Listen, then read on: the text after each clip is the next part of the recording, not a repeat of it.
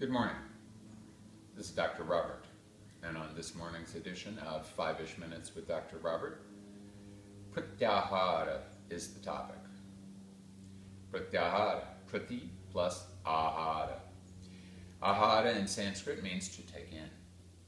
Ahara is generally used as a synonym for food because food is the most important thing on a daily basis that we take in. Most important from the perspective of the physical body because that's what creates the physical body. But of course we're taking things in with all of our sense organs. We're receiving messages from our tactile and proprioceptive senses. We're picking up sounds, even when we're not aware of them. There are sounds that are reminding us of the environment that we're in. We're seeing things, we're smelling things, we're tasting things. All of our senses are providing us information all of the time. Nowadays especially, people are exposed to lots and lots and lots of different factors, and each of these factors are trying to attract our attention. As our attention goes, so our prana goes. So if we allow our attention to be distracted by being attracted to all of these sources that are trying to, all of these factors that are trying to take away our attention, we will end up depleting ourselves of prana. Then we will not feel vitality. Our organisms will not feel vital, and it will be very difficult to be healthy if we don't have the vitality of having prana that has become well centered in the organism. It is for this reason that Pratyahara becomes important. You'll notice that Patanjali in his yoga systems talks about Pratyahara after doing yama, stopping the things that you should stop because otherwise they're going to create very bad karmic reactions for you. Niyama, things that you should be doing to promote yourself going in the right direction in your own personal evolution. Asana, learning how to sit. Pranayama, learning how to circulate your prana, not necessarily by torture of the nostrils, which is often regarded as the most important, or at least the most standard way of doing circulation of the prana.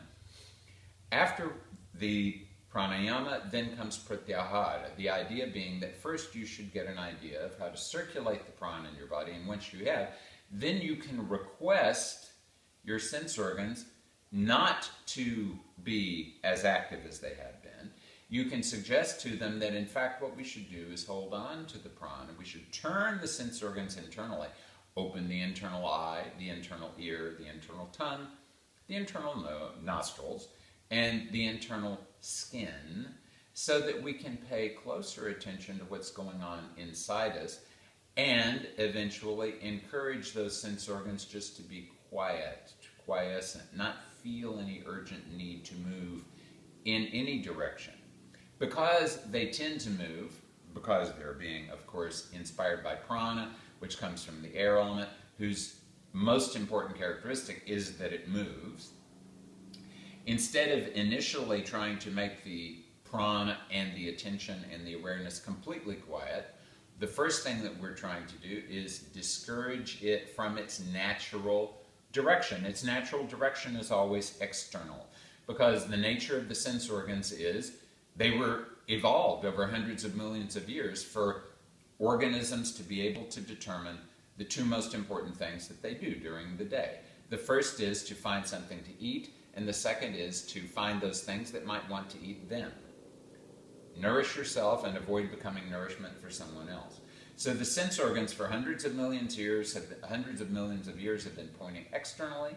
We want them now to start pointing internally with the intention that eventually they will be quiet enough that they will be ready to act when we want them to act, but otherwise they will stay in a state of quiet, passive awareness.